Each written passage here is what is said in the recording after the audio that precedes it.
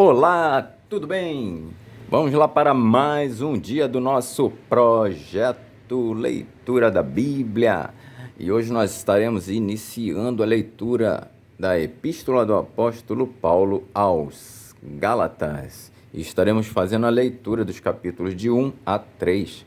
E a versão da Bíblia que nós estamos utilizando é de João Ferreira de Almeida, revista e corrigida. Se inscreva, curta, compartilhe, comente. Vamos lá nessa aventura de leitura da Bíblia? Bora lá? Capítulo 1. Prefácio e saudação. Paulo, apóstolo não da parte dos homens, nem por homem algum, mas por Jesus Cristo e por Deus Pai, que o ressuscitou dos mortos. E todos os irmãos que estão comigo, as igrejas da Galácia, graça e paz da parte de Deus, Pai, e da de nosso Senhor Jesus Cristo, o qual se deu a si mesmo por nossos pecados para nos livrar do presente século mau, segundo a vontade de Deus, nosso Pai, ao qual glória para todo sempre. Amém. A inconstância dos Gálatas. Paulo vindica a autoridade divina do seu apostolado e da sua doutrina. Maravilho-me de que tão depressa passasseis daquele que vos chamou à graça de Cristo para outro evangelho, o qual não é outro, mas há alguns que vos inquietam e querem transtornar o evangelho de Cristo. Mas ainda que nós mesmos ou um anjo do céu vos anuncie outro evangelho, além do que já vos tenho anunciado, seja anátema. Assim como já vô-lo dissemos, agora de novo também vô-lo digo, se alguém vos anunciar outro evangelho, além do que já recebestes, seja anátema. Porque persuado eu agora a homens ou a Deus? Ou procuro agradar a homens? Se estivesse ainda agradando aos homens, não seria servo de Cristo, mas faço-vos saber, irmãos, que o evangelho que por mim foi anunciado não é segundo os homens, porque não o recebi nem aprendi de homem algum, mas pela revelação de Jesus Cristo. Porque já ouvistes qual foi antigamente a minha conduta no judaísmo, como sobremaneira perseguia a igreja de Deus e a assolava. E na minha nação excedia em judaísmo a muitos da minha idade, sendo extremamente zeloso das tradições de meus pais.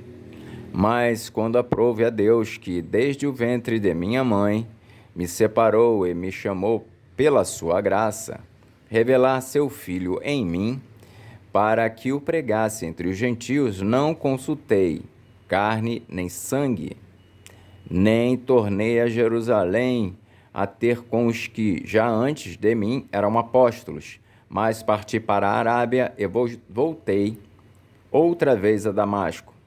Depois, passados 3 anos, fui a Jerusalém para ver a Pedro e fiquei com ele 15 dias. E não via nenhum outro dos apóstolos, senão a Tiago, irmão do Senhor.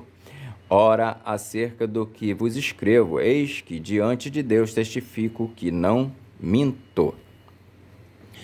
Depois fui para as partes da Síria e da Cilícia, e não era conhecido de vista das igrejas da Judéia que estavam em Cristo, mas somente tinham ouvido dizer: aquele que já nos perseguiu anuncia agora a fé que antes destruía, e glorificavam a Deus a meu respeito, a respeito de mim. Capítulo 2. Depois, passados 14 anos, subi outra vez a Jerusalém com Barnabé, levando também comigo Tito, e subi por uma revelação e lhes expus o evangelho que prego entre os gentios e particularmente aos que estavam em estima, para que de maneira alguma não corresse ou não tivesse corrida em vão. Mas nem ainda Tito, que estava comigo, sendo grego, foi constrangido a circuncidar-se, E isso por causa dos falsos irmãos que se tinham entremetido e secretamente entraram a espiar a nossa liberdade que temos em Cristo Jesus para nos porem em servidão, aos quais nem ainda por uma hora cedemos com sujeição, para que a verdade do Evangelho permanecesse entre vós. E, quanto àqueles que pareciam ser alguma coisa, quais tenham sido noutro tempo, não se me dá, Deus não aceita a aparência do homem. Esses, digo, que pareciam ser alguma coisa, nada me comunicaram. Antes, pelo contrário, quando viram que o evangelho da incircuncisão me estava confiado como a Pedro da circuncisão, porque aquele que operou eficazmente em Pedro para o apostolado da circuncisão, esse operou também em mim com eficácia para com os gentios. E conhecendo Tiago, Cefas e João, que eram considerados como as colunas, a graça que se me havia dado, deram-nos as destras em comunhão comigo e com Barnabé, para que nós fôssemos aos gentios e eles à circuncisão, recomendando-nos somente que lembrássemos dos pobres, o que também procurei fazer com diligência. E, chegando Pedro a Antioquia, lhe resisti na cara, porque era repreensível, porque antes que alguns tivessem chegado da parte de Tiago, comia com os gentios, mas depois que chegaram, se foi retirando e se apartando deles, temendo os que eram da circuncisão. E os outros judeus também dissimulavam com ele, de maneira que até Barnabé se deixou levar pela sua dissimulação. Mas, quando vi que não andavam bem, e diretamente conforme a verdade do Evangelho, disse a Pedro na presença de todos: se tu, sendo judeu, vives como os gentios e não como judeu, porque obrigas os gentios a viverem como os judeus? Nós somos judeus por natureza e não pecadores dentre os gentios, sabendo que o homem não é justificado pelas obras da lei, mas pela fé em Jesus Cristo. Temos também crido em Jesus Cristo para sermos justificados pela fé em Cristo e não pelas obras da lei. Porquanto pelas obras da lei nenhuma carne será justificada, pois se nós que procuramos ser justificados em Cristo, nós mesmos também somos achados pecadores, porventura, Cristo ministro do pecado? De maneira nenhuma, porque se torna a edificar aquilo que destruí, constituo-me a mim mesmo transgressor, porque eu, pela lei, estou morto para a lei, para viver para Deus. Já estou crucificado com Cristo e vivo, não mais eu, mas Cristo vive em mim. E a vida que agora vivo na carne, vivo-a na fé do Filho de Deus, o qual me amou e se entregou a si mesmo por mim. Não aniquilo a graça de Deus, porque se a justiça provém da lei, segue-se que Cristo morreu debalde. Capítulo 3. A lei é impotente para salvar, mas conduz a Cristo e a fé. Ó insensatos Gálatas, quem vos fascinou para não obedecerdes à verdade, a vós perante os olhos de quem Jesus Cristo foi já representado como crucificado? Só quisera saber isto de vós: recebestes o Espírito pelas obras da lei ou pela pregação da fé? Sois vós tão insensatos que, tendo começado pelo Espírito, acabeis agora pela carne? Será em vão que tenhas padecido tanto, se é que isso também foi em vão? Aquele, pois, que vos dá o Espírito e que opera maravilhas entre vós, o faz pelas obras da lei ou pela pregação da fé? É o caso de Abraão, que creu em Deus, e isso lhe foi imputado como justiça. Sabei, pois, que os que são da fé são filhos de Abraão. Ora, tendo a Escritura previsto que Deus havia de justificar pela fé os gentios, anunciou primeiro o Evangelho a Abraão, dizendo: todas as nações serão benditas em ti. De sorte que os que são da fé são benditos com o crente Abraão.